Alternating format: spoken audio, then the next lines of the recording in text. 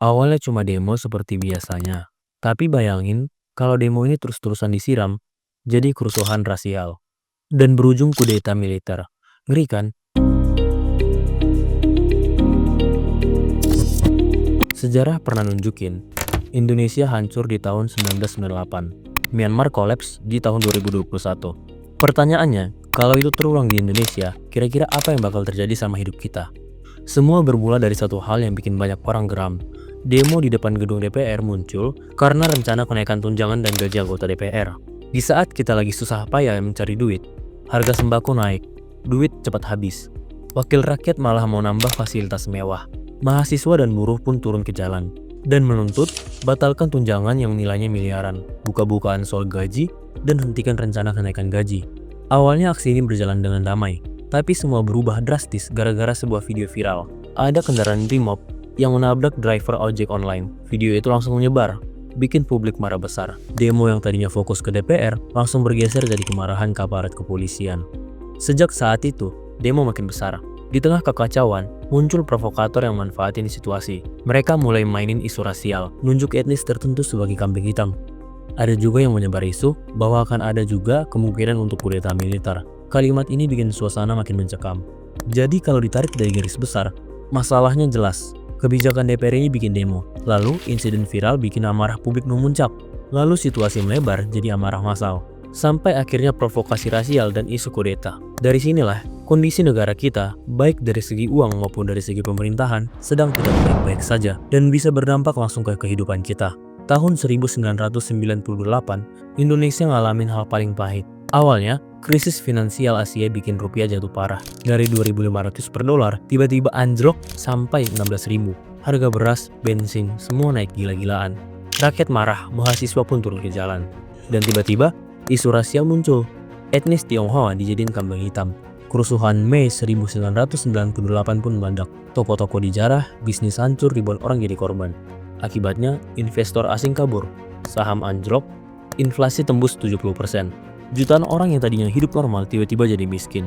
Contoh lain datang dari Myanmar. Negara ini tadinya lagi maju-majunya. Investasi asing masuk, pabrik berdiri, ekonomi tumbuh. Tapi tahun 2021, militer nggak terima hasil pemilu. Mereka ambil alih, melakukan kudeta. Rakyat yang menolak tindakan ini turun ke jalan. Militer langsung meresponsnya dengan kekerasan. Dampaknya ke ekonomi brutal banget. Investor asing langsung cabut, pabrik tutup, jutaan orang kehilangan kerja. Bank-bank nggak berfungsi, uang tunai langka, mata uang kyat jatuh, harga makanan naik. Dalam setahun, Myanmar kehilangan 10 tahun kemajuan ekonomi mereka. Sekarang coba bayangin, kalau skenario ini kejadian di Indonesia hari ini, kalau isu rasial makin besar dan isu kudeta beneran muncul, akan terjadi kekacauan yang lebih besar di Indonesia.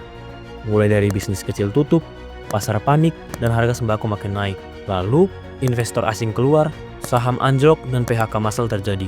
Bahkan bisa lebih parah lagi. Kalau dua-duanya kejadian bareng, dampaknya double shock. Harga-harga melonjak, pengangguran naik, dan kepercayaan hilang. Ekonomi kita bisa mundur 10-15 tahun ke belakang. Dan ini bukan cuma soal angka, tapi soal hilangnya pekerjaan, tabungan yang ludes, dan masa depan yang nggak pasti. Hal ini juga bisa berarti pelayanan kesehatan dan pendidikan jadi mahal dan sulit diakses. Kerusakan infrastruktur publik, lonjakan kejahatan, dan munculnya konflik yang berkepanjangan. Untungnya, kita punya modal kuat. Pemerintah punya senjata untuk menstabilkan kondisi.